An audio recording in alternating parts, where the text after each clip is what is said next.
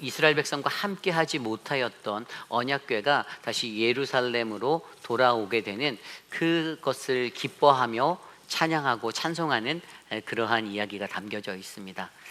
다윗의 마음 가운데 얼마나 감격스러웠는지 우리가 어제 묵상한 말씀에서는 바로 그러한 장면을 두고선 그가 찬양하고 칭송하고 하나님 앞에 나아가는 그 열정적인 감사가 우리의 눈앞에 잘 보였었어요.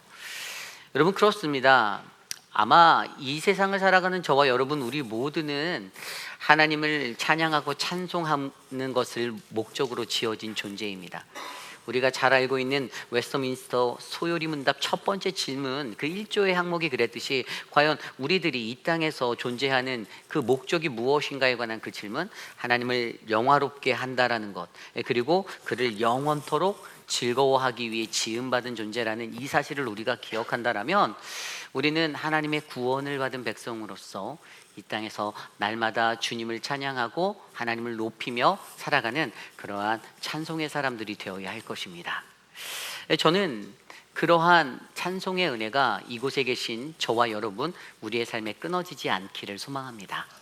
그냥 단순하게 예배를 드리는 이 순간, 잠깐 찬양팀이 너무 잘하니까 그 찬양팀의 아름다운 찬양의 소리에, 또 우리 수준 높은 성가대의 그 찬양에 감동하여서 잠깐 움직이는 마음이 아니라 그 마음이 우리 안에 온전히 뿌리내려서 저 문 밖을 나가 세상으로 향해 나아가는 그 시간의 삶의 자리에서도 끊이지 않고 하나님을 높여 찬양하고 삶으로 예배하는 그 믿음의 삶이 오늘 이곳에 계신 우리 모두에게 함께 하시기를 간절히 축복합니다. 그래서 오늘 말씀의 제목, 멈출 수 없는 찬양 삶의 예배로라는 이 말씀의 제목으로 어떻게 하면 우리가 이 땅에서 우리가 하나님을 찬양하는 그러한 존재, 우리가 어떠한 모습으로 살아가야 그 예배가 끊이지 않는 그 영원한 예배자의 모습으로 살아갈지에 대해서 한 2가지 정도 말씀으로 함께 살펴보려 합니다. 오늘 우리에게 주시는 귀한 말씀 안에서 하나님의 은혜가, 그 거룩한 하나님의 음성이 저와 여러분들의 마음의 귓가에 울려 퍼지는 복되고 귀한 시간 되시기를 간절히 축복합니다. 오늘 첫 번째로 멈출 수 없는 찬양 삶의 예배로 우리는 날마다 구원의 하나님을 선포해야 합니다입니다. 우리는 날마다 구원의 하나님을 선포해야만 합니다. 여러분, 우리의 입술을 통해서, 우리의 마음을 통해, 우리의 전심을 통해 하나님은 하나님의 구원을, 그 하나님의 놀라운 구원을 세상 만방에 선포하길 원하십니다. 그것을 믿으십니까? 그것을 어떻게 하냐면 오늘 기록된 말씀 23절 그리고 그 이후에 나온 말씀 속에 33절까지의 말씀 속에 그것이 기록되어져 있어요. 23절 말씀을 보면요, 이렇게 시작합니다. 온 땅이여 여호와께 노래하며 그의 구원을 날마다 선포할지어다. 24절입니다. 그의 영광을 모든 민족 중에, 그의 기이한 행적을 만민 중에 선포할지어다. 25절도 볼까요? 여호와는 위대하시니 극진히 찬양할 것이요 모든 신보다 경외할 것이며. 26절에 만군의 모든 신은 헛것이나 여호와께서는 하늘을 지으셨도다. 아멘. 거기에 이어서 한 가지 또 우리의 눈에 들어오는 게 바로 31절의 말씀입니다. 하늘은 기뻐하고 땅은 즐거워하며 모든 나라 중에서는 이르기를 여호와께서 통치하신다 할지로다. 아멘. 자, 여기에 보면요, 누가 하나님을 찬양해야 하는지 그 주체가 나와 있어요. 본문에서 오늘 23절은 온 땅이라고 그 주체를 표현합니다. 이 땅에 있는 모든 것들, 하나님이 지으신 모든 피조물은 그분을 노래하고 그분을 선포해야 합니다. 그리고 거기 그것뿐만이 아니죠. 24절에도 보면 민족 중에서, 사람들 가운데 그의 기이한 것을 만민에게 선포하라라고 나와 있습니다. 그리고 28절에도 가면 여러 나라의 종족들아 영광과 권능을 여호와께 돌려라 하면서 많은 나라의 모든 종족들도 이러한 책임이 있음을 말해주고 있어요. 그런데 오늘 우리의 눈에 들어오는 것은요, 우리가 어떠한 것을 해야 하는가 할 때 오늘 말씀 23절은, 24절은 그의 구원을 날마다 선포해야 된다라고 설명하고 있습니다. 그의 구원을 날마다 선포하라. 그리고 또 어떠한 것을 해야 하나? 24절은 그의 영광을 선포하라라고 말하고 있어요. 세 번째로 눈에 보이는 것은 동일하게 24절에 그의 기이한 행적을 만민 중에 선포하라라고 말하고 있습니다. 한 가지 더 눈에 보이는 것이 아까 읽었던 31절 말씀 중에 여호와께서 통치하신다라는 것을 모든 나라 중에서 이르라고, 선포하라라고 설명하고 있습니다. 우리가 선포해야 하는 것이 무엇이죠? 바로 그분의 구원입니다. 그리고 그의 영광입니다. 그리고 그의 행적이고, 그리고 그분의 통치하심을 우리는 선포해야 합니다. 여러분, 우리가 왜 이것을 해야 합니까? 그것은 바로 우리가 구원받은 하나님의 백성이기 때문입니다. 우리가 하나님의 구원을 경험했기 때문이죠. 출애굽한 이스라엘 백성들, 하나님께서는 종살이하던 그들을 구원하여 주셨어요. 그리고 포로기에, 바벨론 포로기에 살았던 70년의 그 포로기의 삶을 하나님께서도 들으시고 그들을 다시 회복하셔서 본국으로 돌려보내는 그런 구원을 행하여 주셨습니다. 더 나아가 죄에 빠져 허우적거리는 우리들을 그의 독생자 아들 예수 그리스도를 보내셔서 우리를 구원해 주셨습니다. 이 땅에 살아가는 모든 생명체, 그들은 한 사람도 빠질 수 없이 바로 하나님의 구원 아래 서 있는 자들입니다. 우리는 그 누구도 하나님의 구원 없이 나 된 것을 말할 수가 없습니다. 우리는 하나님의 구원의 백성이에요. 우리가 이것들을 기억한다면 오늘 우리는 이 땅에서 살아가는 동안 바로 우리는 날마다 구원의 하나님의 구원자 되심을 선포하는 그 인생을 살아야 합니다. 자, 그렇다면 선포한다라는 것이 무엇일까요? 오늘 말씀 23절과 24절에 나와 있는 선포하다라는 단어를 자세히 들여다보면 23절에 나와 있는 단어와 24절의 단어가 약간은 차이가 있지만 또 함께 할 수 있는 그 의미가 담겨 있어요. 23절에 선포할지어다, 히브리어로 바세루라는 단어입니다. 그런데 이것은 널리 소문을 내는 거예요. 우리의 입으로 널리 소문을 내는 겁니다. 더 나아가 우리의 행동으로 널리 소문을 내는 겁니다. 무엇을요? 그의 구원을. 하나님이 나를 구원하셨다, 하나님의 구원 되심을 우리가 소문을 내고 다니는 거예요. 하나님의 구원받은 백성들에게 그의 구원에 관한 이 선포가 필요하다라고 설명하고 있습니다. 그리고 그 뒤에 나오는 그의 영광과 그의 기이한 행적을 선포할지어다의 이 선포하다는 히브리어로 사페루라는 단어인데요, 이 단어는 히브리어 원형이 사파르라는 그 세다, 카운트라는 단어에서 왔어요. 그러니까 그것의 의미를 따라서 좀 자세히 설명하다, 구체적으로 자세히 설명하는 것에 대해서 설명해 주는 단어가 바로 이 사페루라는 단어입니다. 그래서 그분이 행하신 모든 일, 그분의 영광 되심을 우리가 만나는 수많은 자들에게, 또 다른 영혼에게 자세하게 설명해야 한다라고 가르쳐주고 있는 것이에요. 그런데 여러분, 우리가 생각할 때, 앞서서 설명할 때 그의 구원이 무엇인지 이것에 대해서 한번 생각해 볼까요? 여러분, 그의 구원이 무엇일까요? 그것은 간단합니다. His salvation이라고 표현된 이 단어, 이것은 저와 여러분들, 우리 모두의 영혼을 죄 가운데서 건져주신 하나님의 은혜입니다. 내 힘으로 내가 구원할 수 있는 자는 이 세상에 아무도 없잖아요. 오직 그분만이 우리를 그 사망의 늪에서 건져주시고 끌어내 주실 수 있는데, 그것을 감당하신 그분의 그 구원의 것을 우리가 전하는 거예요. 널리 소문을 내는 거예요. 하나님이 나를 구원하셨어, 하나님이 나를 건져주셨어 라고 말하는 겁니다. 더 나아가 그의 영광이란 무엇입니까? 이 영광이란 단어는 우리가 잘 알고 있는 그 카다시라는 그 헬라어 단어도 있지만, 오늘 말씀 속에서 이 히브리어 단어에서도 이 단어는 하나님의 영광, 이 영광이라는 것을 좀 더 구체적으로 설명한 단어가 카보드라는 영광이라는 단어인데, 이건 무거운 것이에요. 이게 뭐냐 하면 상대를 가벼이 여기지 않고 존중받을 만한 것으로 만드는 것에 대해서 설명합니다. 그런데 오늘 이 구절이 그냥 아까 읽었던 24절에만 나와 있는 게 아니라 그 뜻이 29절에 해석되어져 있는데, 29절에 보면 뭐라고 표현되어 있냐면 여호와의 이름에 합당한 영광을 그에게 돌릴지어다 라고 표현하고 있어요. 여호와의 이름에 합당한 영광이라고 말합니다. 여러분, 이름이라 말하면 그것은 무엇이죠? 단순한 호칭이 아닙니다. 그것은 그 사람이 가지고 있는 본질적인 것에 대해서 이야기하는 거예요. 하나님이라는 그 이름은요, 영광받기에 합당한 이름의 소유자라는 의미예요. 우리가 말하지 않아도 그분은 자연스럽게, 당연스레 우리의 영광을 받기에 합당하신 분이십니다.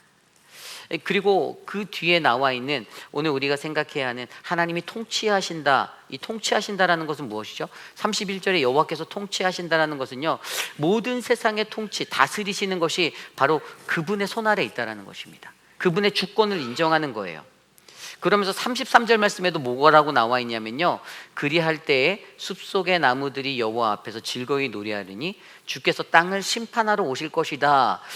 이래서 저는 이 심판이라는 단어가 하나님이 무언가 판결하시는구나 생각했는데, 이 히브리 단어 리시포트라는 단어는 히브리어 샤파드라는 원형에서 왔는데 다스리다라는 뜻이에요. 결국에 뭐냐면 그가 심판하러 오시는 게 아니라 그가 왕으로 이곳을 다스리러 오시겠다라는 그분의 통치를 강조해 주고 있다라는 것입니다. 결국 여러분, 오늘 말씀 23절로부터 33절까지의 말씀 속에 담겨져 있는 우리는 날마다 구원의 하나님을 선포해야 된다. 네 가지는 그분의 구원과 그분의 영광됨과 그분의 기이한 행적과 그분의 통치하심이 하나님의 구원을 경험한 하나님의 백성들에게는 반드시 일어나야 할 선포가 되어야 한다는 것입니다. 여러분, 이것이 굉장히 중요해요. 저와 여러분, 우리의 모든 인생도 어떤 인생이죠? 구원받은 인생입니다. 여러분들은 세상 속에 살아가실 때 여러분을 구원하신 하나님을 얼마나 선포하고 살고 계신가요? 여러분들 스스로가 만나는 사람들에게, 여러분과 함께하는 이들에게 내가 경험한 그 구원의 하나님을 어떠한 모습으로, 어떠한 방법으로 전하고 계십니까? 하나님의 구원이다라는 이 구원의, 하나님의 구원에 대해 생각할 때 이것을 좀 더 깊이 있게 우리가 알 수 있는 한 구절이 있는데, 그것이 바로 베드로전서 2장 9절 10절 말씀입니다. 베드로전서 2장 9절 10절에 이러한 구절이 있습니다.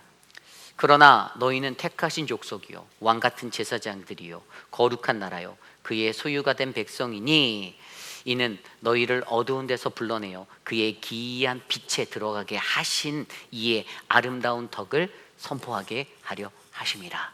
아멘. 이게 9절 말씀인데요, 그러면서 10절 말씀이 뭐라고 이어지냐면요, 예전에는 우리가 하나님의 백성이 아니었고 전에는 긍휼을 얻지 못한 족속이었는데, 그 10절 말씀에 너희가 전에는 백성이 아니었더니 이제는 하나님의 백성이요 전에는 긍휼을 얻지 못하였더니 이제는 긍휼을 얻은 자가 되었다라고 설명하고 있습니다. 자, 이 구절에서 나타나는 핵심이 있어요. 그것은 뭐냐 하면, 저와 여러분 우리 모두는요 긍휼을 얻지 못한, 하나님의 백성 되지 못한 그러한 존재였어요. 그런데 하나님이 우리에게 은혜를 주셔서 어떻게 해요? 어두운 데에 있는 우리들을 불러내어서 그분의 빛으로 우리를 이끌어 놓으셨어요. 우리가 빛의 존재가 되었습니다. 우리가 빛이 되게 만드셨어요. 이것을 뭐라고 하죠? 은혜라고 합니다. 나는 그럴 자격이 없는데, 나는 그러한 의미가 없는 존재인데 하나님이 나를 그렇게 인도해 주셨어요. 그래서 그것을 가지고 아까 베드로전서 2장 9절에 뭐라고 했죠? 기이한 빛에 들어가게 하신 이의 아름다운 덕을 선포하게 하려 한다. 하나님의 구원은요 아름다운 덕이에요. 하나님의 구원은 아름다운 덕입니다. 이 아름다운 덕이 뭘까요? 아름다운 덕이라는 이것은요, 이 덕이라는 단어가 헬라어 아레테라는 단어인데요, 이 단어는 하나님의 신적 권능과 탁월함, 그분만이 가지고 있는 특별함이에요. 그게 뭔가, 오늘 말씀에서는 34절 말씀에 여호와께 감사하라, 그는 선하시며 그는 인자하심이 영원하다. 어디서 많이 듣는 이 구절이 선포되어지고 있어요. 하나님의 그 독특한 그분만의 그 특별함은 무엇이죠? 그분의 그 특별한 속성은요, 하나님은 선하신 하나님, 하나님은 인자하신 하나님이다라는 거예요. 여러분, 하나님은 선하시고 그분이 인자하시다는 뭘까요? 하나님 선하시니까, 하나님 인자하시니까 다 넘어가 주실 거야, 이건가요? 아니에요. 하나님은 죄를 징계하신 하나님이십니다. 그러나 그분이 인자하셔서 그분이 결국에는 다시금 우리를 구원하신다라는 것이 성경의 핵심인 거예요. 그분의 속성의 핵심은요, 하나님의 심판은 반드시 있습니다. 그러나 그 징계를 넘어서 하나님은 반드시 우리를 다시 구원하시는 구원자다는 것을 우리는 잊으면 안 된다는 거예요. 많은 사람들은 하나님이 선하시고 인자하시니 징계도 면하게 해주실 거야, 징계는 없을 거야 라고 판단할 수 있지만 그렇진 않습니다. 징계는 반드시 있습니다. 심판은 반드시 있어요. 그러나 하나님께서는 그것을 넘어 그분의 인자하심으로 결국에는, 마침내 결국에는 우리를 반드시 구원하실 하나님이시다라는 사실입니다. 하나님의 속성, 그는 선하시다. 우리가 잘 알고 있는 히브리어 토브란 단어죠. 하나님이 보시기에 좋았더라. 천지를 창조하시고 나서서 일반적으로 쓰일 때 좋다, 보기에 좋다, 아름답다 뭐 이런 단어로 쓰이죠. 근데 그것이 가장 큰 핵심은 하나님이 보시기에 좋았더라요. 하나님의 눈에 맞는 거예요. 하나님의 선하심인 그분의 선하심은요, 우리의 눈에 맞아서 내게 만족하고 내 눈에 좋은 것이 아닙니다. 하나님의 눈에 좋은 거예요. 하나님이 보실 때 그분의 뜻에 맞는 것이에요. 그리고 그 뒤에 나오는 인자하심 뭐죠? 히브리어 헤세드, 언약 안의 사랑. 어떠한 상황 속에서도 언약 아래에 있는 너를 내가 결코 포기하지 않겠다라는 하나님의 약속입니다. 하나님의 믿음의 백성들, 언약의 백성들에게 주시는 그분의 약속이에요. 그러므로 여러분, 우리가 세상 가운데서 무엇을 선포해야 됩니까? 우리는 하나님이 구원 되시는 하나님의 구원을 선포할 때 그 구원은 하나님의 덕을 선포하는 거예요. 그의 아름다운 덕을 선포하는 거예요. 하나님이 당신을 사랑하십니다. 하나님이 죄 가운데 거한 당신을 구원해 주실 것입니다. 하나님이 연약하고 보잘것없는 나를 끝까지 포기하지 않아 주실 것입니다라는 이 선포를, 하나님의 이 덕의 선포를, 아름다운 덕의 선포를 저와 여러분들이 하나님의 구원의 선포로 나누셔야만 합니다. 여러분, 세상 속에 거할 때 만나는 수많은 이들에게 그러한 하나님을 자랑하십시오. 물론 심판이 함께하는 그 공의의 하나님이시죠. 하지만 반드시 당신이 그 죄의 자리에서 회개하고 돌아온다라면 하나님은 결단코 당신을 버리지 않는다라는 이 믿음의 소망을 전하는 그런 아름다운 은혜가 저는 저와 여러분들 우리들의 삶 가운데 가득 넘치기를 간절히 소망합니다. 여러분, 성경 곳곳에 보면요, 우리가 하나님을 찬양해야 되고 하나님을 전해야 되는 것에 대해서 너무나도 많이 말하고 있어요. 시편 105편 1절에도 여호와께 감사하며 그의 이름을 불러아뢰며 그 행사를 만민 중에 알게 할지어다. 아멘. 마가복음 16장 15절에도 너희는 온 천하에 다니며 만민에게 복음을 전파하라. 아멘. 시편 96편 2절 말씀에도 여호와께 노래하며 그의 이름을 송축하며 그의 구원을 날마다 전파할지어다. 아멘. 그의 구원을 전하라고 말합니다. 그의 구원, 아름다운 그분의 덕을 세상 가운데 그분의 선하심과 인자하심을 전하는 저와 여러분 되시길 원합니다. 그의 구원, 그의 영광, 그의 행적, 그의 통치를 선포하시는 우리 모두가 되기를 원합니다. 여러분, 이것을 말로만 전하면 될까요? 아니죠. 말만 하면 안 되죠. 실천해야죠. 행동 중요하죠. 이게 무엇일까요? 우리가 잘 알고 있는 마태복음에서도 나왔던 예수님이 유월절에 그 마지막에 그 시간을 남겼을 때 자신의 귀한 향유 옥합을 가져와 깨뜨려 그의 발에 부었던 그 장면에서 죽은 나사로 자신의 오빠의 그것에 감사하여 그 은혜를 기억하고 나와 그 행동을 하였던 그 여인의 모습을 예수님이 뭐라고 하셨죠? 너희가 복음을 전파할 때 이 여인이 행한 것도 함께 전하라라고 예수님이 말씀하셨어요. 기억나십니까? 그렇습니다. 우리가 진정한 하나님의 구원을 경험한 사람이라면, 마리아처럼 그 구원을 경험한 인생이라면, 그 은혜가 내게 남아있다라면, 여러분, 우리들도 동일하게 우리의 행함으로 세상에 나가서 그 믿음의 행위들을 행할 때 세상에 있는 수많은 사람들에게 하나님의 복음과 더불어 우리들의 선하신 일들이 세상 가운데 널리 전파될 줄 믿습니다. 그러므로 우리 회의빛 한인 장로교의 모든 성도들, 우리의 하나님의 그 날마다의 구원을 우리가 날마다 세상 가운데 증거해내시는 아름다운 선포의 삶을 살아내시길 바랍니다. 여러분들을 보고 세상에 있는 사람들이 나도 예수 믿고 싶다. 그런데 만약에 여러분들을 보고 나는 저러한 사람이 있는 교회는 피해가고 싶다, 이런 생각이 들지 않도록 여러분들의 삶으로 살아내 주셔서 어떠한 것에든지 하나님을 믿는 백성은, 하나님의 구원받은 백성은 아름답구나, 하나님의 선하심과 인자하심이 담겨 있구나, 그런 교회가, 그렇게 소문나는 교회가 우리 회의빛 한인 장로교회, 사랑하는 저와 여러분 우리 모두가 되시기를 간절히 축복합니다. 이것이 오늘 말씀의 첫 번째, 멈출 수 없는 찬양, 삶의 예배로 우리는 날마다 구원의 하나님을 선포해야 합니다입니다. 오늘 마지막으로 멈출 수 없는 찬양, 삶의 예배로 두 번째 말씀은요, 우리는 세상으로의 책임을 기억해야 합니다입니다. 우리는 세상으로의 책임을 기억해야 합니다. 오늘 말씀을 들여다보면 오늘 말씀 37절부터 마지막 43절까지의 이 하나님이 성공적인 어떤 예배에 관한 것에 대해서 이야기해 주고 계세요. 이게 뭔가 하면 다윗이 이제 언약궤를 가져다가 안치하는 그 안치식을 종료하고 나서 그냥 파해버리고 끝내버린 게 아니에요. 그 뒤에 무엇을 했냐 하면 조직을 갖춰요. 여러분, 성공적인 예배의 완성도 있는 예배를 위해서 다윗이 조직을 구성한 게 어떤 조직을 구성했냐? 네 가지 부류로 그들을 나눴는데, 첫 번째가 37절이죠. 다윗이 아삽과 그의 형제를 여호와의 언약궤 앞에 있게 하며 항상 그 궤 앞에서 섬기게 하되 날마다 그 일대로 하게 하였고, 첫 번째는요, 바로 이 언약궤를 다윗이, 제가 어제도 말씀드렸는데, 지금 이때에는요, 성소가 아직 솔로몬 성전이 지어지지 않았기 때문에 제의식이 두 군데서 따로따로 진행되었다고 했어요. 이원적인 종교 생활을 할 수밖에 없었어요. 그러니까 언약궤는 예루살렘에 와 있지만 제의식, 예배와 예전에 관한 것들은 기브온 산당에서 이루어지고 있었던 때였다라는 것이에요. 그래서 그 언약궤를 갖다 난 예루살렘 도성에서 그것들을 관리할 사람, 그 앞에서 그것을 섬길 사람, 그 사람이 바로 37절에 아삽과 그의 형제들이었어요. 자, 두 번째로 나타난 사람들은 어떤 사람입니까? 38절에 오베데돔과 그의 형제 68명과 여두둔의 아들 오베데돔과 호사를 문지기로 삼았다고 합니다. 그들을 문지기의 일로 세웠어요. 오베데돔이 어떤 사람들이죠?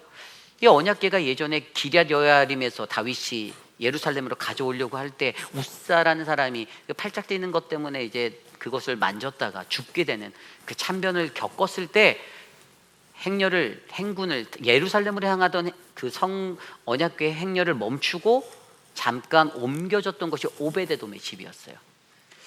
그때 그곳에서 3개월 동안 있다가 이제 다윗이 예루살렘으로 다시 가져오게 된 장면이 바로 오늘의 마지막에 이 안치식의 마무리 이야기죠. 그러한 가문의 사람들로 하여금 문지기를 맡겼다라는 것입니다.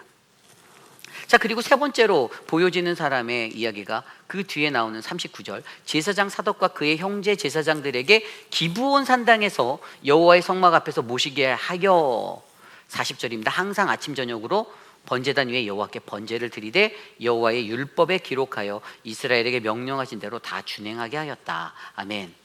기브온 성막에서 제사 업무를 담당하는 사람들로 바로 제사장 사독과 그의 형제 제사장들을 불러 사용했다라고 설명하고 있습니다.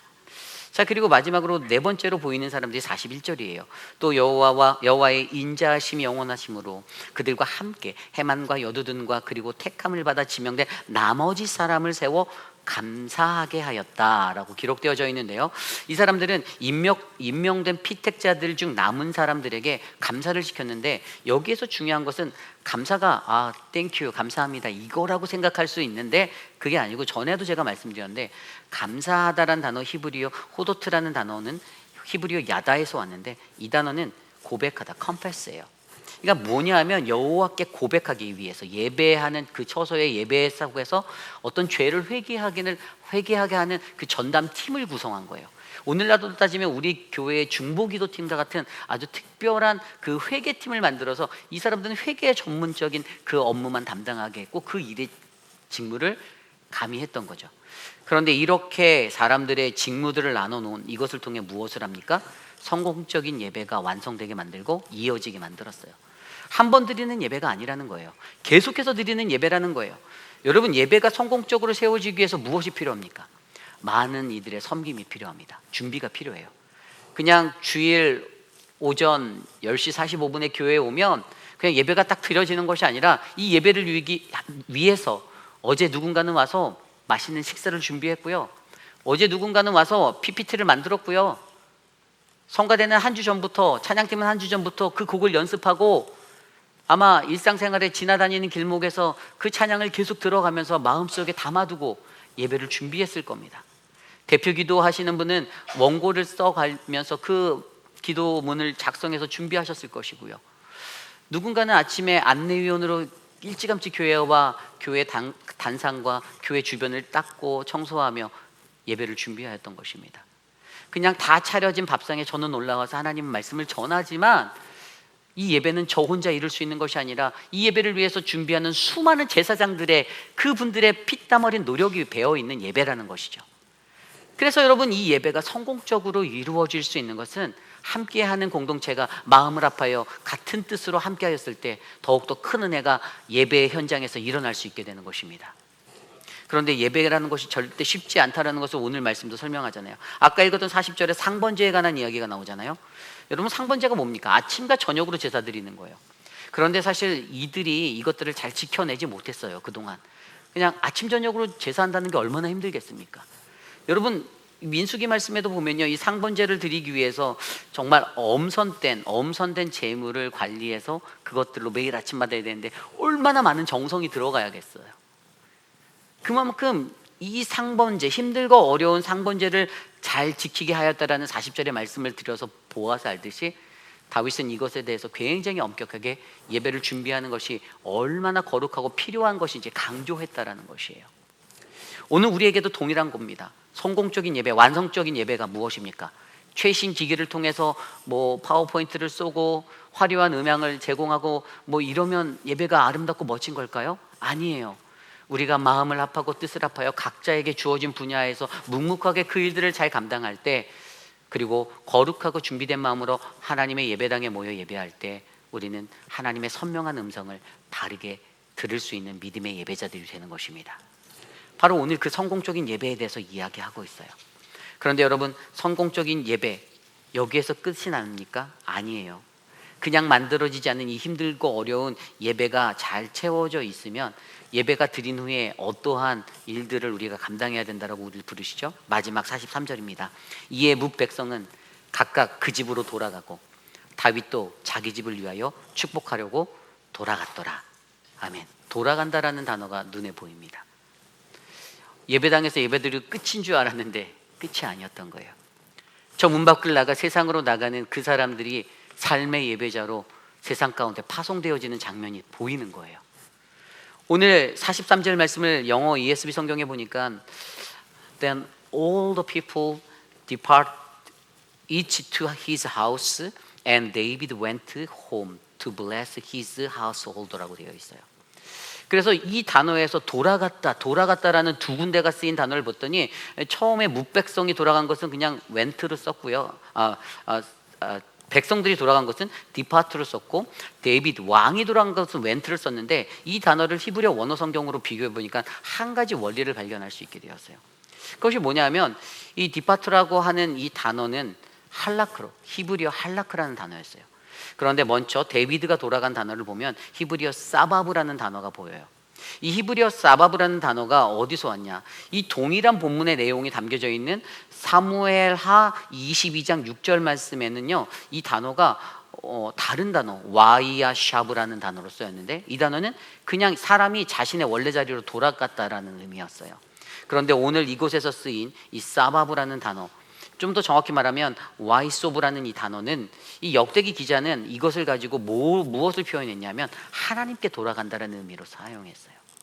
그냥 자기의 원래 있던 자리로 데비드가 돌아간 것이 아니라 하나님께 돌아가는 것, 다시 말해 내 마음을 돌이키고 어떤 감정이나 것들을 벗어내버리고 인본주의적이나 세상적인 거나 나의 기준과 나의 욕심을 내어버리고 하나님께로 돌아가 나라를 통치하고 그들을 축복하는 자리로 데이비드 왕이 돌아간 거예요.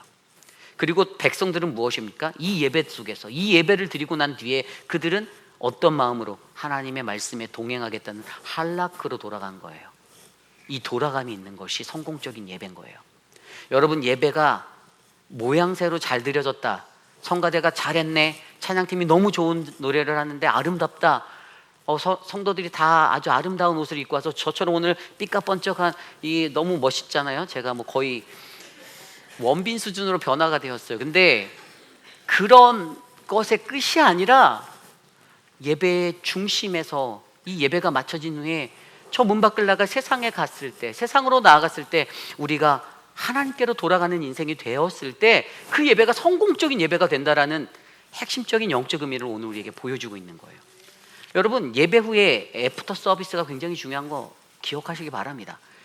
예배 당시에 잠깐 감격받고 눈물 콧물 흘리면서 질질 짜지는 않겠지만 그런 게 중요한 게 아니라 그 예배 안에서 완성도 있는 예배를 위해서 다윗이 조직을 구성해서 예배를 세팅했으면 그 안에 들여지는 성령 충만함의 은혜를 받아 저 문 밖을 나가 세상에 갔을 때 내가 하나님께로 돌아간다라는 그 돌아감의 인생을 살아내고 세상에 나가서 하나님이 주신 그 복음의 사명자답게, 하나님의 백성답게, 그리스도인답게 세상에 있는 믿지 아니하는 자들로 하여금, 또 믿음에서 멀어진 자들로 하여금 역시 그리스도인은 다르구나, 하나님의 사람은 다르구나라는 이 칭송을 받게 될 때 우리는 성공적인 예배의 역사를 써내려가는 하나님의 백성이 될 줄 믿습니다.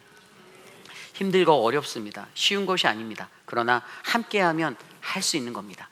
오늘 이 예배의 원리에 함께가 담겨 있었어요. 그죠? 여러분, 이 본문에 15장 앞절에서 보면 15장에 가면 다윗이 온 이스라엘을 불러 모았다라고 돼 있어요.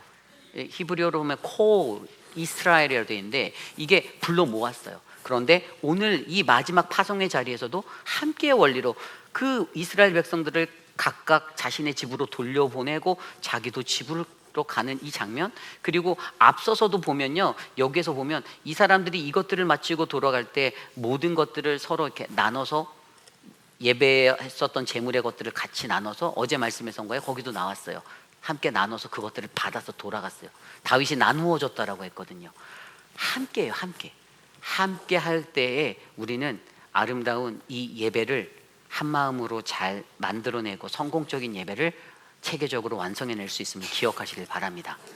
그러므로 여러분 기억하십시오. 우리는 이곳에서 예배하고 그냥 은혜 받고 멈춰버리는 일시적인 한 번의 예배에 그치면 안 됩니다. 이 예배가 우리의 삶 속에 계속해서 유지되어져서 우리는 아름다운 믿음의 행진을 세상 가운데서 해 나가시는 이 책임감을 갖고 살아나시는 아름다운 저와 여러분, 우리 모두가 되시기를 간절히 축복합니다. 이것이 바로 오늘 말씀의 두 번째, 멈출 수 없는 찬양, 삶의 예배로 우리는 세상으로의 책임을 기억해야 합니다입니다. 이제 말씀을 정리해 보기 원합니다. 그 시대의 말씀들 시리즈 7번째 시간은요, 역대상 16장에 나와 있는 언약궤의 안치의 이야기를 통해서 다윗이 얼마나 갈망했던 그것들, 헤브론에서 예루살렘으로 도성을 청거하고 그리고 이곳에 이제 하나님의 말씀이, 언약궤가 있다라면 모든 이스라엘의 사람들 가운데 하나님에 대한 그 은혜로, 담대함으로 두려워하지 않고 아름다운 그 삶을 이어나갈 거라는 그런 기대가 담겨져 있었어요. 그리고 포로기에 돌아와 그렇게 정착하고 다시 살아가는 이스라엘의 그 포로기의 삶들 이후에 그들에게 주어졌던 그 많은 시간 속에서도 하나님은 분명히 그들을 반드시 구원하시고, 또 이 땅에 살아가는 저와 여러분, 수많은 예수 그리스도의 시간에 2000년의 시간이 지난 오늘날 살아가는 우리들에게도 하나님은 동일하게 언제나 내가 너와 함께하는 하나님이다라는 그 사실을 우리들에게 말씀해주고 계십니다. 여러분, 저는요, 그래서 우리가 드리는 이 예배가 정말 성공적인 예배가 되길 간절히 소망합니다. 그냥 단 한 번 와서 만족하고 떠나가는 예배가 아니라 내가 전심을 다해 드린 예배, 그래서 내 마음 깊은 곳에 뿌리 내려지는 하나님의 은혜가 있어서 세상에서도 요동하지 않고 흔들리지 않고 사람의 말과 사람의 것들에 흔들리지 않는, 여전히 내가 놓아버리지 못하는 나의 욕심과 나의 이기적인 모든 완악함들을 하나님 앞에 부숴버리고 깨뜨리며, 하나님, 나는 정말로 하나님의 예배자다운 믿음의 모습으로 세상을 살아내기 원합니다라고 고백하는 그 은혜가 저는 오늘 이곳에 계신 저와 여러분, 우리 모두에게 있기를 간절히 소망합니다. 여러분, 세상을 깨우는 한 사람, 바로 여러분이 되시길 원합니다. 바로 여러분들이 온전한 예배자가 되셔서 우리들의 어려운 것들을 잘 이겨내시길 바랍니다. 예전에 제가 군대 생활을 할 때 한편으로 이런 소망을 가진 적이 있어요. 제가 2년 2개월 대한민국에서 육군으로 복역하고 이제 병장 만기 전역했거든요. 물론 여러분들 군대 갔다 오셨겠지만 제가 군대 생활할 때 제 마음속에 한 가지가 뭐가 있었냐면, 이놈의 군대 생활 내가 빨리 끝내리라, 언젠간 끝날 거야 라는 생각하고 군 생활을 했던 기억이 있어요. 그러면서 마음 한켠에 무슨 생각이 있었냐면, 군 생활만 끝내면 세상에 나가서는 또 다른 자유로운 나만의 삶이 펼쳐지겠지를 생각했어요. 그런데 막상 전역하고 나왔더니 세상도 군대더라고요. 세상도 군대랑 똑같아요. 군대에서 배웠던 어떤 시스템 체계, 어떤 질서, 이런 것들이 세상에서도 적용되어지는 것들이 보이는 거예요. 저만의 생각이었던 거예요. 군대에서만 보내면 2년 2개월만 딱 보내면 여기서는 이제 빠이빠이다 생각했는데 아닌 거예요. 계속 연장되는 거예요. 예배가 그런 겁니다. 우리가 드려지는 이 예배 현장에서 드리는 이 예배가 여기서 끝나는 것이 아니에요. 우리가 멈출 수 없고 우리가 계속해서 삶의 예배자로 살아야 하는 이유는 그거예요. 광야에서 그들을 인도하셨을 때 하나님이 말씀하셨잖아요. 그들로 하여금 나를 예배케 하기 위함이다. 하나님의 구원의 목적은 우리를 참된 예배자로 세우시는 겁니다. 저와 여러분들이 그러한 예배자가 되셔서 아름다운 믿음의 인생, 더욱더 귀하고 복된 인생 잘 살아내시는 거룩한 믿음의 공동체가 되시기를 간절히 축복합니다. 오늘 그러한 마음으로 함께 모두 자리에서 일어나 찬양할 때 비준비하시니 우리가 주님을 전심으로 찬송하고 하나님께 감사함으로 나가는 그 예배자가 되길 원하는데 하나님은 우리의 그 모든 것들을 준비하셨습니다. 우리 이 시간 마음을 다해 함께 이 찬양 드리며 나아가겠습니다. 함께 찬양할까요? 우리 주는 위대하며 우리 주는 위대하며 능력이 많으시도다. 그의 시에 미끈하며 인자는 영원하도다. 상한 자를 고치시며 상한 자를 고치시며 상처를 싸매시도다.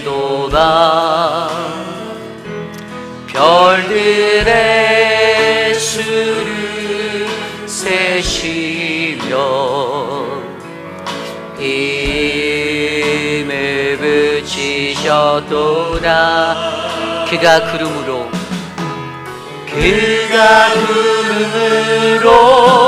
하늘을 덮으시며 땅을 위하여 준비하시니 예루살렘아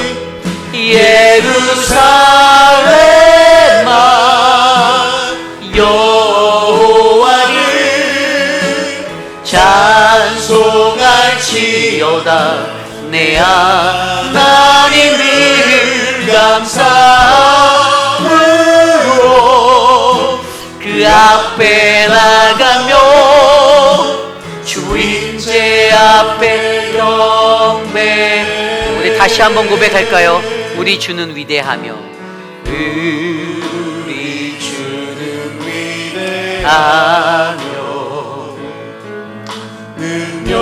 능력이 많으시도다. 그의 지혜는 무궁하며 그의 지혜 무궁하며 인자는 영원하도다. 상한 자를 고치시며 상처를 싸매시도다. 내 수를 세시며 이름을 붙이셨도다. 그가 구름으로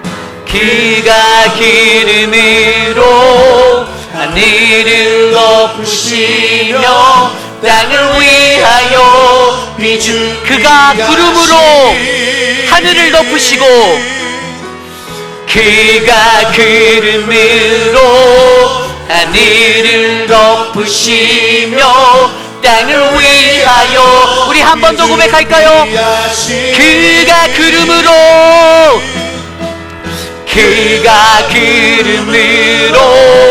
하늘을 덮으시며 땅을 위하여 비준비하시니 예루살렘아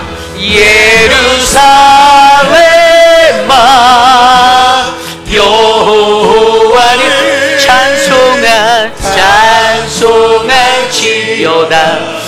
내 하나님이 감사함으로 그 앞에 나가며 주임제 앞에 우리 두 손 높이 들고 고백합시다.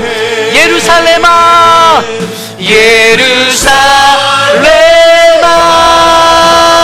여호와를 찬송할지어다. 내 하나님이 감사함으로 그 앞에 나가며 주임제